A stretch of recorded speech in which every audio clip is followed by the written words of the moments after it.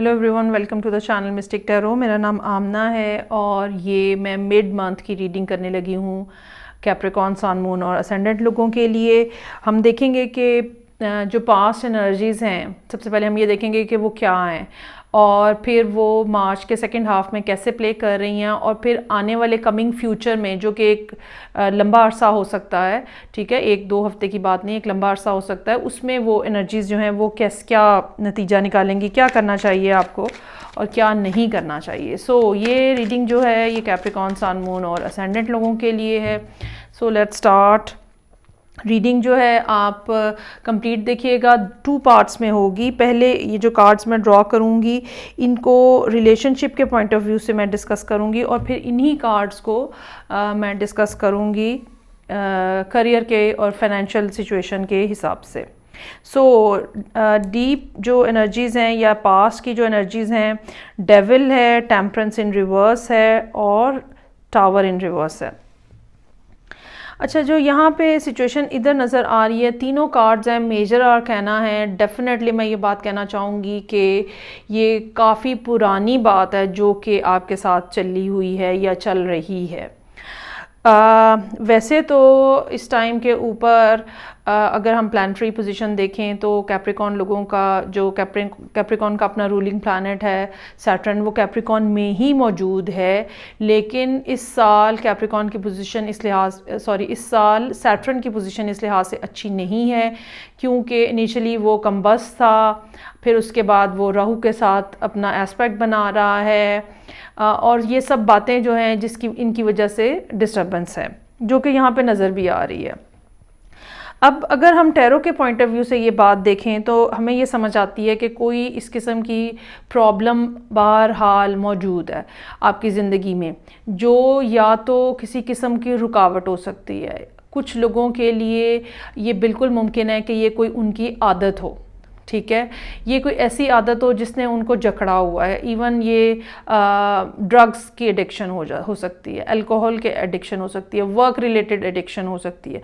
ये कोई एडिक्टिव किस्म का इन्वायरमेंट हो सकता है, ये कोई पर्सन हो सकता है जिसके लिए आप इंतहाई ऑब्सेशन फील कर रहे हैं। चूँकि रिलेशनशिप की हम बात कर रहे हैं, ये कोई ऐसा पर्सन भी हो सकता है जिसके लिए आपका ऑब्सेशन जो है वो बहुत ज़्यादा हाई है और आप बहुत इम्पेशेंट हैं, बहुत ज़्यादा, और इसी का नतीजा ये निकला है कि मामलात जो हैं आपके उस पर्सन के साथ कुछ ना कुछ ख़राबी की तरफ माइल हैं। अगर कंप्लीट ब्रेकअप नहीं भी हुआ है तो काफ़ी ज़्यादा डिस्ट्रैक्शन और डिस्टर्बेंस जो है वो नज़र आ रही है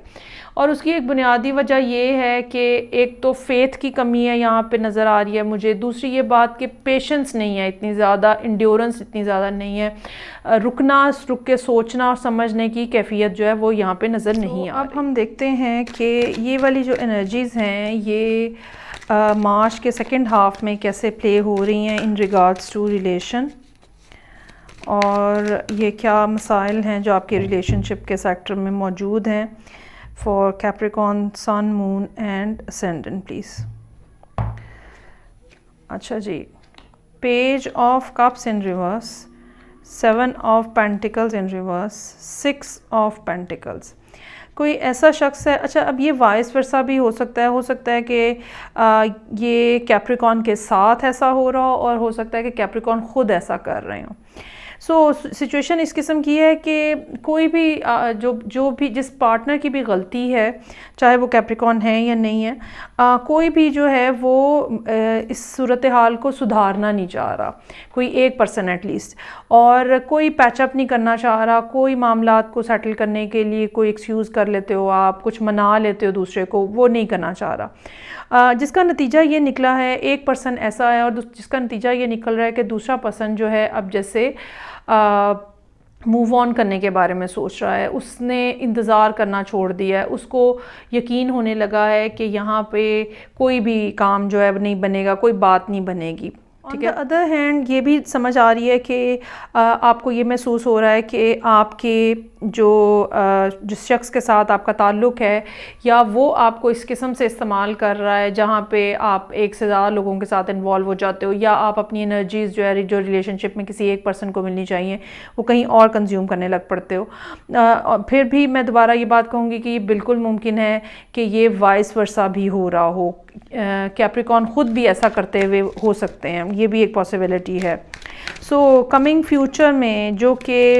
एक हफ्ते एक महीने का ज़रूरी नहीं है कि हो, डिफरेंट टाइम पीरियड्स अभी तक आ रहे हैं। सो कमिंग फ्यूचर में इस सारी सिचुएशन का क्या नतीजा निकलने वाला है, लेट्स सी।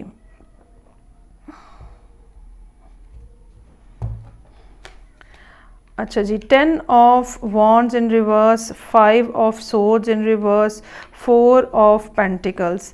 नतीजा इसका यही निकलेगा कि कैप्रिकॉन जो हैं वो सारे मसले जो हैं वो, या सारे बर्डन्स जो उन्होंने उठाए हुए हैं उनको ड्रॉप कर देंगे और मज़ीद अपने साथ ज़्यादती नहीं होने देंगे। जो कुछ नुकसान हो गया सो हो गया, लेकिन जो बचता है वो मैं बचा लूँ, ये फीलिंग जो है वो यहाँ पर नज़र आ रही है।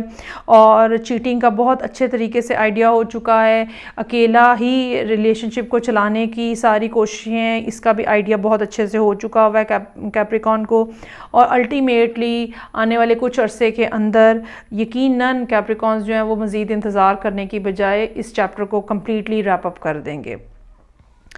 अब अगर हम ये सूरत हाल जो है वो देखें करियर के पर्सपेक्टिव से, सो इस किस्म का कुछ प्रॉब्लम नज़र आ रहा है जहाँ पे ओवर स्पेंडिंग का जो है ना काम वो हुआ है, जिसकी वजह से हो सकता है कि कुछ कर्ज़ भी लिया गया और अब वो कर्ज़ जो है वो या वो ओवर स्पेंडिंग की आदत जो है उसने बहुत हद तक आपको परेशान किया हुआ है। कुछ लोगों के लिए ये घर बिकने तक भी आ सकता है। और अच्छा, इस ओवर स्पेंडिंग का एक तो होता है ना कि इंसान अपने बच्चों को पढ़ाने के लिए ओवर स्पेंडिंग करता है, शादी के लिए ओवर स्पेंडिंग करता है। ये कुछ ओवर स्पेंडिंग अगेन, जैसे कि मैंने रिलेशनशिप में भी कहा कि कुछ एडिक्शन टाइप की ओवर स्पेंडिंग नज़र आ रही है यहाँ पे, और उसके बाद की सूरत हाल काफ़ी ज़्यादा ख़राब है। अच्छा, जो करंट एनर्जीज़ हैं, जो कि मिड मार्च की एनर्जीज़ हैं, मुझे ये लगता है कि काफ़ी ज़्यादा इंतज़ार कर के अब आप इस पोजीशन में हैं कि आप लोगों से कुछ हेल्प लेने की कोशिश कर रहे हैं कि कोई ना कोई किसी ना किसी अंदाज में आपको हेल्प आउट के हवाले से जो मायूसी की सी कैफियत है यहाँ पे, वो बहुत ज़्यादा प्रोमिनेंट नज़र आ रही है। और आपको ये लगता है कि मैं कुछ भी कर लूँ, मेरा कोई काम नहीं चलता है, कोई मेरी हेल्प नहीं करता है, कुछ इस तरह की सब बातें जो हैं, एक नेगेटिव थिंकिंग जो है वो बेसिकली नज़र आ रही है। उसमें ये बात मैं ज़रूर कहना चाहूँगी कि अगर आप कोशिश करेंगे तो यकीनन कहीं ना कहीं से आपको हेल्प ज़रूर मिलेगी, कोई ना कोई आपको हेल्प ज़रूर करेगा। दूसरी बात ये कि आने वाले दिनों में आपको चाहिए कि आप उन लोगों को अपनी ज़िंदगी से निकाल दें जो कि आपको धोखा दे रहे हैं। ये फैमिली के भी हो सकते हैं, ये फैमिली के बाहर के भी हो सकते हैं, ये बिज़नेस में जो आपके कोई पार्टनर्स हैं वो हो सकते हैं, या आपके साथ काम करने, अगर आप कहीं जॉब कर रहे हैं तो आपके साथ काम करने वाले लोग हो सकते हैं। ये हर वो शख्स हो सकता है जो कि अपना काम इनकम्प्लीट छोड़ता है और फिर वो आपको कहता है कि प्लीज़ मेरा काम कंप्लीट कर दो। और सबसे ज़्यादा एक इम्पॉर्टेंट बात जो यहाँ पे मैं कहना चाहूँगी, बहुत ज़्यादा ज़रूरत है कि आप अपने जो भी आपके एसेट्स हैं, जितने भी हैं, उनको एक दफ़ा ज़रा कैलकुलेट करें और सोच समझ के पैसे इस्तेमाल करें। जैसे कि ऊपर भी ओवर स्पेंडिंग नज़र आ रही है, बहुत ज़्यादा मुमकिन है कि यहाँ पे लेटर ऑन भी, आने वाले दिनों में भी कुछ ना कुछ इस किस्म के ख़र्चे, अनफॉर्सीन जो चीज़ें होती हैं वो कुछ ना कुछ आपको हिट करें। ये भी मुमकिन हो सकता है कि आपके इर्द गिर्द वाले जो हैं वो आपको इस किस्म की बातें करें जो कि आपके लिए टेंशन का बाइस बने, और अगर आप ख़ुद किसी एडिक्शन का शिकार हैं तो फिर आप वापस पलट के उसी चीज़ में वापस जाना चाहें। इसलिए बेहतरीन इसकी सूरत हाल जो है वो ये है कि आप किसी से हेल्प लें, चाहे ये फाइनेंशियल हेल्प है, चाहे ये मॉरल हेल्प है, और आप अपने फाइनेंशियल जो एसेट्स हैं, जो पैसे हैं जितने भी आपके पास, उनको ज़रा संभाल के रखें और सोच समझ के ख़र्च करें। सो ये थी रीडिंग जो कि कैप्रिकॉर्न, सन, मून और असेंडेंट लोगों के लिए थी। मैं आपसे नेक्स्ट रीडिंग में फिर मिलूँगी, तब तक के लिए अपना बहुत ख्याल रखिएगा, फ़ीडबैक दीजिएगा मुझे। खुदा हाफिज़।